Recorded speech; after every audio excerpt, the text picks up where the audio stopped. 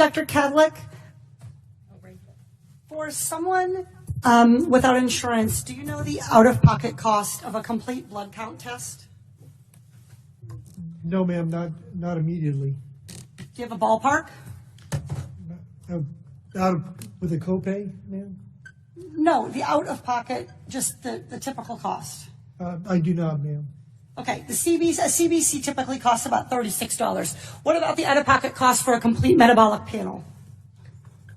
Ma'am, I'd have to pass on that as well. You have any idea? You want to take a ballpark? I would say $75. Okay, 58. Getting closer. How about flu A? The flu A test. Ma'am, again, I would take a guess at about maybe 50. 43. Flu, this is like the Price is Right. Flu B. Too high again.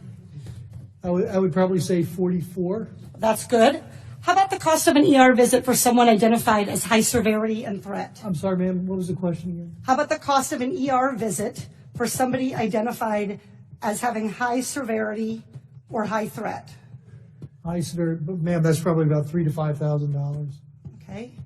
That is $1,151.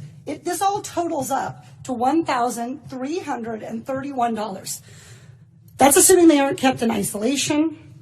Isolation can add up for one family already, $4,000. And fear of these costs are going to keep people from being tested, from getting the care they need, and from keeping their communities safe. We live in a world where 40% of Americans cannot even afford a $400 unexpected expense. We live in a world where 33% of Americans put off medical treatment last year. And we have a $1,331 expense, conservatively, just for testing for the coronavirus. Dr. Redfield, do you want to know who has the coronavirus and who doesn't? Yes. Not just rich people, but everybody who might have the virus? All of America. Dr. Redfield, are you familiar with 42 CFR 71.30, excuse me? 42 CFR 71.30. The Code of Federal Regulations that applies to the CDC. 42 CFR 71.30. I think if you could frame what it talks about, that would help me. I don't relate. Dr. Redfield, I'm pretty well known as a questioner on the Hill for not tipping my hand. I literally communicated to your office last night and received confirmation that I was going to be asking you about 42 CFR 71.30. This provides the director may authorize payment for the care and treatment of individuals subject to medical exam, quarantine, isolation, and conditional release. That I know about, and my office did tell me that. I just didn't know the numbers, ma'am. That's Congresswoman. Great, so you're familiar. Dr. Redfield, will you commit to the CDC right now using that existing authority to pay for diagnostic testing free to every American regardless of insurance? Well, I can say that we're going to do everything to make sure everybody can get the care they need. Reclaiming my time. Dr. Redfield, you have the existing authority. Will you commit right now to using the authority that you have vested in you under law that provides in a public health emergency for testing, treatment, exam, isolation without cost? Yes or no?